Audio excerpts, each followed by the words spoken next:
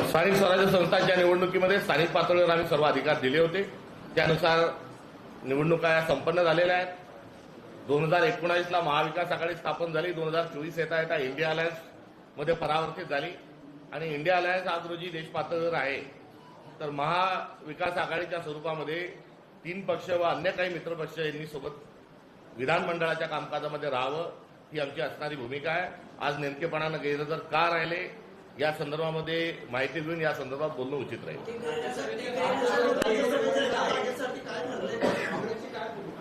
राज्यसभेची जी जागा निवडणुका आहेत, मागच्या वेळेस महाविकास आघाडी म्हणून याला आम्ही सामोरं गेलो होतो. 2 जागा ज्या आहेत त्या राष्ट्रवादी काँग्रेसला त्या ठिकाणी मिळाल्या होत्या. आदरणीय शरद पवार साहेब, फौजिया खानम मॅडम या राष्ट्रवादी एकसंघ राष्ट्रवादीकडून हे सदस्य त्या ठिकाणी होते. काँग्रेसकडून राजीव सातव हे खासदार झाले होते. त्यांच्या निधनानंतर आदरणीय रजनीताई या खासदार पुढे झाल्या. तर प्रियंका चतुर्वेदीजी या शिवसेनेच्या माध्यमातून या खासदार झाल्या होत्या. आता आमचे 4 जण हे या तिन्ही पक्षाचे तेव्हाच्या महाविकास आघाडीचे संसदेमध्ये राज्यसभेमध्ये आमचे गेले होते. मात्र यावेळेस संख्याबळ सांगतंय की एकच खासदार हा राज्यसभेमध्ये आमचा जाऊ शकतो आणि या एक खासदार जात असताना लगोलग जी दुसरी निवडणूक होणार आहे त्या दुसऱ्या निवडणुकीमध्ये आमचा एकच आमदार जे आहे त्या ठिकाणी विधान परिषदेवर जातील आणि त्यावेळेस महाविकास आघाडीचे नेते आणि चेहरा म्हणून ज्यांना मुख्यमंत्री आपणच राहिलं पाहिजे, दुसरा मुख्यमंत्री जर झाले तर हा महाविकास आघाडी पुढे चालू शकत नाही. या व्यापक भूमिकेतून उद्धवजींना त्यावेळेस मुख्यमंत्री केलं होतं आणि ते मुख्यमंत्री पदाला आमदार असणं आवश्यक असताना ते या 6 वर्षापूर्वीच्याच निवडणुकांमध्ये हे पुढे आमदार म्हणून गेले होते. तर विधान परिषदेच्या निवडणुकीमध्ये उद्धवजींनी पुन्हा सभागृहामध्ये महाविकास आघाडीच्या माध्यमातून जावं आणि राज्यसभा जी आहे या राज्यसभेमध्ये काँग्रेसला त्यांनी संधी द्यावी अशा प्रकारची आमची विनंती ही उभाटाला आणि पवारसाहेबांच्या राष्ट्रवादीला या दोन्ही पक्षांना आहे. राज्यसभेमध्ये आमचे विरोधी पक्ष नेते आमच्या पक्षाचे राष्ट्रीय अध्यक्ष मल्लिकार्जुन खरगे साहेब हे राज्यसभेमध्ये विरोधी पक्ष नेते आहेत आणि त्या सभागृहामध्ये काँग्रेसची ताकद ही वाढवण्याची आवश्यकता आहे. त्यामुळे काँग्रेसला आम्हाला संधी ही राज्यसभेत मिळावी अशी काँग्रेस पक्षाची आमची असणारी भूमिका आहे. एकंदर भाजप विरोधक आम्ही सर्वांनी एकत्र येऊन या निवडणुकीकडे बघितलं पाहिजे. कारण एकमेका सहाय्य करू अवघे धरू सुपंत हा मॅन्डेट एकंदरीत महाविकास आघाडीला आम्हाला प्रतिनिधित्वाच्या संदर्भामध्ये मिळालेला आहे. संसदीय कार्यकाळ पूर्ण त्यांचा कालावधी आहे 60 वर्ष पूर्ण होतात. सुनेत्रा पवारांनी पोस्ट केली आहे ज्याच्यामध्ये पवार साहेबांच्या नेतृत्वाखाली आम्ही लढतोय किंवा शिकलोय. विलिनीकरण एकाकडे विलिनीकरणाच्या गोष्टी चालू आहेत. उपमुख्यमंत्री सुनेत्रा पवारांनी स्वतः त्यांचं नेतृत्व कबूल केलं असं म्हणायचं का त्यांच्या ट्विटवर? एकंदरीत राष्ट्रवादी काँग्रेसमध्ये एक संक्रमणातून तो पक्ष जात आहे आणि तो संक्रमणातून पक्ष जात असताना 2 ज्या बाबी आहेत, आदरणीय पवारसाहेबांच्या त्यांचं आता आजारी देखील आहे, त्यांच्या घरात एक दुर्घटनाही घडलेली आहे आणि असं असताना थोडा वेळ जो आहे तो राष्ट्रवादीच्या संदर्भात कुठेतरी त्यांना दिला पाहिजे. या संदर्भात मी राजकीय टिप्पणी करणं हे थोडं घाईचं आणि चुकीचं होईल. अधिवेशन सुरू होतं उद्यापासून. राष्ट्रवादी शरदचंद्र पवार गटाचे जे अध्यक्ष आहेत शशिकांत शिंदे यांच्याशी माझं नुकतंच चर्चा त्यांच्याशी झाली आहे. 25 तारखेला त्यांची आमच्या 2 पक्षाची 2 अध्यक्षांची आमची भेट आहे.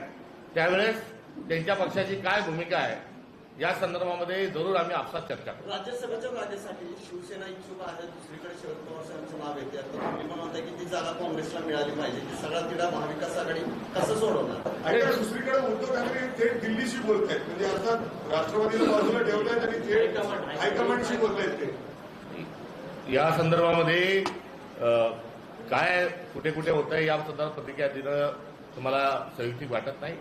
शेवटी हा राज्याचा विषय आहे आणि जी पक्षाची जी भूमिका आहे ती काय भूमिका आणि आपली काय अपेक्षा आहे ती अत्यंत सविनय स्वरूपामध्ये मी आपल्याला महाविकास आघाडी अस्तित्वात आहे का? कारण उद्या एवढं मोठं अधिवेशन पार पडते आणि आज महाविकास आघाडीचं एकही नेता नाही. आपल्याला सभागृह सुरू झाल्यानंतर जे चित्र आहे ते स्पष्ट होईल आणि त्या संदर्भात कुठलाही प्रतिक्रिया देण्याची आवश्यकता पडणार नाही. तुम्ही म्हणाला का अधिवेशन आज विरोधक सत्ताधारी गोंधळ घालत आहेत, मात्र विरोधक एक प्रश्न घेऊन अधिवेशन बंद पाडतात. आपण आता दिल्लीचं अधिवेशन बघितलं, राहुल गांधीने एकाच मुद्द्यावर बोलण्यासाठी ठाम राहिले आणि ते अधिवेशन बंद पडलं, चर्चा झाली नाही. अशाने जनतेचे प्रश्न बाजूला राहतात आणि मग विरोधक आणि सत्ताधारी सर सलामत तो पगडी हजार. देशाच्या सुरक्षिततेचा मुद्दा ऐरणीवर असताना तो सोडून देणं हे योग्य ठरणार नाही. त्यामुळे एका राष्ट्रीय सुरक्षिततेच्या दृष्टिकोनातून जो प्रश्न उपस्थित केला त्याच्यावर पंतप्रधानांनी उत्तर देणं आवश्यक होतं. हा प्रश्न सोडून देण्यासारखा नव्हता, हा प्रश्न लावून घेण्यासारखा होता. त्यासोबत इतरही जे प्रश्न होते त्या इतर प्रश्नांची त्या ठिकाणी पूर्णतः ही मांडणी केली. मात्र या कोणत्याच प्रश्नाला उत्तर देण्याची उसंत ही सत्ताधाऱ्यांना मिळत नाही. आरोप प्रत्यारोपाच्या फायली झाल्या जातात, तर चालू अधिवेशनामध्ये पंतप्रधान हे विदेशात निघून जातात. या संदर्भामध्ये मला असं वाटतं की चिंता आपल्याला जास्त असली पाहिजे. सर, राज्यसभेच्या निवडणुकीसंदर्भात संजय नाही, हा काही या संदर्भात व्यापक चर्चेची आवश्यकता आहे. हा कोण बनेगा करोडपतीच्या ऑप्शनच्या अनुषंगानं या संदर्भामध्ये उत्तर देणं संयुक्तिक होणार. पण संजय राऊत म्हणतात की महाविकास आघाडीमध्ये एकमत होते शरद पवारांना राज्यसभेवर पाठवण्यासाठी. तुम्हाला चर्चेमध्ये घेतलं नाहीये का या सगळ्या? असं काय चर्चा अजून संपन्न झाली नाही. निवडणुका नुकत्याच लागल्या. या संदर्भामध्ये तिन्ही पक्षांना एकत्र बसून त्या संदर्भामध्ये चर्चा करण्याची आवश्यकता आहे आणि अधिवेशन काळामध्ये आमच्या मित्रपक्षाच्या सोबत जरूर चर्चा होईल आणि चर्चेच्या वेळेस या संदर्भामध्ये आम्ही सर्वजण जे आहेत ते अत्यंत सौहार्दपूर्ण वातावरणात चर्चा करून आम्ही निर्णय आणि तोडगा त्याच्यामध्ये काढू. आमच्यामध्ये उभाटामध्ये आणि विरोधक या नात्यानं आमचे इतर सर्व जे पक्ष आहेत यामध्ये कुठेही बेबनाव आणि ओढाताण नाही. एकही असणाऱ्या सर्व पक्षांची भूमिका आहे आणि त्या भूमिकेंना याचा आधार आहे. शेवटी 20 जे आमदार आहेत हे उभाटाचे आहेत, 16 जे आमदार आहेत ते काँग्रेसचे आहेत, राष्ट्रवादी शरद पवार साहेबांचे 10 आहेत, काही मित्रपक्षांची अशा स्वरूपाची मोड बांधून पुढे गेलं पाहिजे. 37च्या पुढचा जी मॅजिक फिगर आहे ती गाठण्याच्या अनुषंगानं देखील बैठकीमध्ये चर्चा होईल. मात्र प्रत्येक पक्ष आपली आपली भूमिका मांडतोय आणि त्या भूमिकेतून आम्ही इंडिया अलायन्सच्या आणि महाविकास आघाडी यांचा दोघींचा संगम घालून एका सर्वांना मान्य होईल अशा एका तोडग्यापर्यंत जाऊ. अध्यक्ष जी, एक सवाल ऐसा है कि जो एआई समिट में प्रोटेस्ट हुआ उसके बाद आज प्रधानमंत्री बोलेंगे इस पर, उन्होंने जो शब्द उन्होंने चयन किया है वो ये है कि जनता जानती है कि कांग्रेस पहले से ही नंगी है, कपड़े उतारने की क्या जरूरत पड़ी. इन शब्दों में टिप्पणी की है उस पूरे मामले को लेकर, आप कैसे उत्तर देंगे? वो नॉन बायोलॉजिकल व्यक्ति है, वो कुछ भी बोल सकता है. सर, अजितदादांच्या आपल्याला 1 महिना पूर्ण होईल.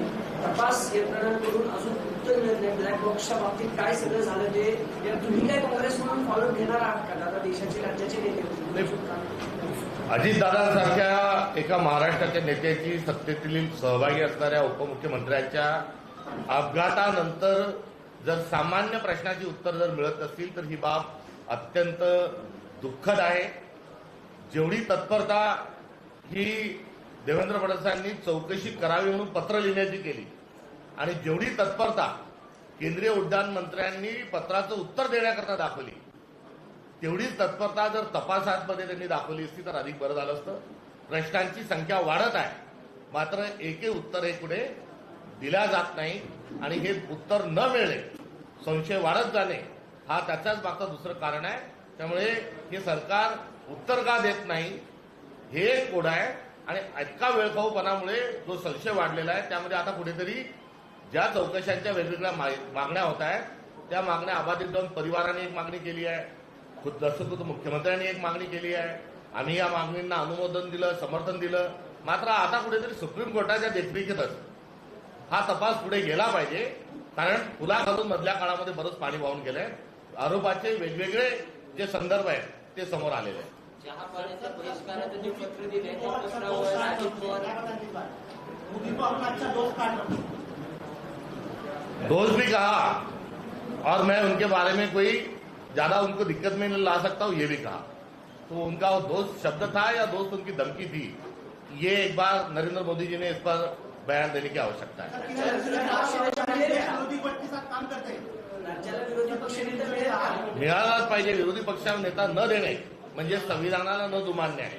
दोन्ही सभागृहामध्ये विरोधी पक्ष नेता असल्याच्या संदर्भामध्ये दोन्ही पक्षांनी हे पत्र दिलेलं आहे आणि इतपर हा वेळखाऊपणा म्हणजे लोकशाहीला कुठेतरी आम्ही जुमानत नाही आणि लोकशाहीवर आमचा विश्वास आहे हा एकंदरीत ठेका देवेंद्र फडणवीसांचा आणि सत्ताधाऱ्यांचा दिसतो. सर, आधीमध्ये तुमचे जास्त नगरसेवक असताना सुद्धा तिथं सत्ता आणि ती वेगळ्या पक्षाची आलेली आहे.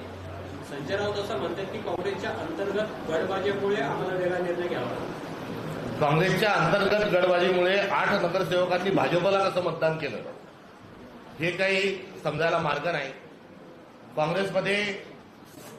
काँग्रेसच्या जागा चंद्रपूरमध्ये 27 निवडून आल्या होत्या, तर उभाटाच्या 8 जागा निवडून आल्या होत्या. बहुमताकरता जो आकडा पाहिजे होता त्या आकड्याला साध्य करण्याकरता आमच्याजवळ 7 नगरसेवक कमी होते. अशा परिस्थितीमध्ये आम्ही 4 नगरसेवकांची मोड बांधून 31 पर्यंत गेलो आणि 31 पर्यंत गेल्यानंतर उभाटाने गैरहजर राहिले असते तरी काँग्रेसचा महापौर झाला असता. उभाटाने आम्हाला मतदान केलं असतं तर महापौर आमचा, उपमहापौर त्यांचा झाला असता. मात्र ज्याच्या पद्धतीनं एमआयएम गैरहजर राहून भारतीय जनता पक्षाला मदत केली त्याच कुठेतरी आधारावर उभाटाने नाहक त्या ठिकाणी भाजपला मतदान केलं. त्यामुळे आमच्यावर आरोप करण्याच्या पूर्वी 8 नगरसेवकांनी मतदान जर केलं नसतं तर महापौर काँग्रेसचा झाला असता हे लक्षात घ्यावं. आणि 8 लोकांनी जर गैरसमजुतीने मतदान केलं, जर उभाटाला न विचारता मतदान केलं तर वंचितचे नगरसेवक गैरहजर राहिल्यावर वंचित बहुजन आघाडीने त्यांचं शहराचा अध्यक्ष शहर युनिट बरखास्त केलं. 2 नगरसेवकांना गैरहजर राहिल्याबद्दल पक्षातून काढून टाकलं. तशा प्रकारची शिस्तभंगाची कारवाई ही उभाटाने त्यांच्या 8 नगरसेवकावर करायला हवी होती. सर, रोहित पवार ने केंद्रीय मंत्री आगे होगी इसकी मांग की क्या बताएं? कि उन्होंने जो मांग की है उसकी डिटेल मेरे पास नहीं, मगर वो जो अजीत दादा के एक्सीडेंट को लेकर जो बात रख रहे हैं उनके जवाब जो है वो देश को मिलना चाहिए. उद्या कसं अधिवेशन सुरू होते त्या अधिवेशनाच्या पूर्वसंध्येला विरोधी पक्ष म्हणून तुमची बैठक झाली. मगाशी तुम्ही सांगितलं राष्ट्रवादी उपस्थित नव्हती ना पत्रकार परिषदेला होती. दरवेळेस तुम्ही तिन्ही नेते दिसता. विलिनीकरणाचे संकेत म्हणायचे का दोन्ही राष्ट्रवादीच्या तुमच्याकडे अबसेंट आहेत आणि विलिनीकरणाच्या चर्चा सुरू आता आहेत? ज्या चर्चा आहे त्या चर्चा सर्व महाराष्ट्राचा ऐकतो, त्या पब्लिक डोमेनमध्ये आहे. त्यामुळे या चर्चेमध्ये असलेल्या ज्या चर्चा आहेत त्याच थांबत नाही आहे. त्यामध्ये अधिक काही टिप्पणी करून ही चर्चा वाढवण्याची काही आवश्यकता नाही. काँग्रेस आता सध्या या सगळ्या गोष्टींकडे साक्षी भावाने बघते. पत्रावर शरद पवारांच्या राष्ट्रवादीच्या आमदारांची सहीच नाही. ट्रेड डील के बारे में क्या बताएंगे आप? ट्रेड डील के ये किसान के खिलाफ है और इसके खिलाफ महाराष्ट्र भर में कांग्रेस एजिटेशन करने जा रही है. सर, अधिवेशनाला जे चहा पाण्यावर बहिष्कार टाकायचा आहे त्या मुख्यमंत्र्यांना दिलेल्या पत्रावर शरद पवारांच्या राष्ट्रवादीच्या आमदारांच्या सह्या आहेत. म्हणजे महाविकास आघाडी अधिवेशनात पण दिसणार नाही असं चित्र आहे का महाराष्ट्रात? तुम्ही समन्वय आहे म्हणतात, मात्र या अशा छोट्या छोट्या गोष्टी करतात ज्या खूप गंभीर आहे. या सर्व प्रश्नांची उत्तर लवकरच महाराष्ट्राला मिळतील. दोन्ही राष्ट्रवादी विलिनीकरणाची चर्चा खूप शेवटपर्यंत आली होती. यात काँग्रेसला हे सगळं माहिती होतं का ते दोन्ही राष्ट्रवादी आणि त्याच्यात तुमची भूमिका काय होती? तो त्या 2 पक्षाच्या आतली अंतर्गत चर्चा होती. या सगळ्या चर्चेची कुठलीही माहिती काँग्रेस पक्षाला नाही. पण काँग्रेस पक्ष ठाम भूमिका का घेत नाही? विलिनीकरणाच्या चर्चा सुरू आहे, तुम्ही म्हणताय मित्र पक्ष आहेत. काँग्रेस पक्षाला भीती वाटते का राष्ट्रवादी लांब जाईल किंवा 2 विलिनीकरण झाल्या काँग्रेसला फटका? या संदर्भातला काँग्रेसने स्थानिक स्वराज्य संस्थांच्या निवडणुकीमध्ये आम्ही घड्याळासोबत कुठल्या परिस्थितीत जाणार नाही ही महाराष्ट्रभर भूमिका घेतली. पुण्यामध्ये जी भूमिका घेतली ती आपल्या सगळ्यांच्या समोर आहे. आता कोणत्याच निवडणुका पुढे नाहीत. त्यामुळे हा त्यांच्या पक्षाचा अंतर्गतला विषय आहे. एकदा त्यांच्याकडूनच या सगळ्या संदर्भात खुलासा झालेलं योग्य आहे. सर, अमित शाह ने कहा घुसपैठी कांग्रेस का सबसे बड़ा रोल है. गए 12 साल से मोदी सरकार भारत सरकार का संचालन कर रही है और 12 साल में कितने घुसपैठियों को नरेंद्र मोदी जी ने और अमित शाह जी ने देश के बाहर निकाला, इसका जवाब यदि वो देते हैं तो ज्यादा ठीक रहेगा. और कितने भारतीयों को बेड़ी पहनाकर अमेरिका से भारत में लाया गया उसकी भी संख्या एक बार बता दे तो देश को सही सवालों का जवाब मिल जाएगा. Thank you.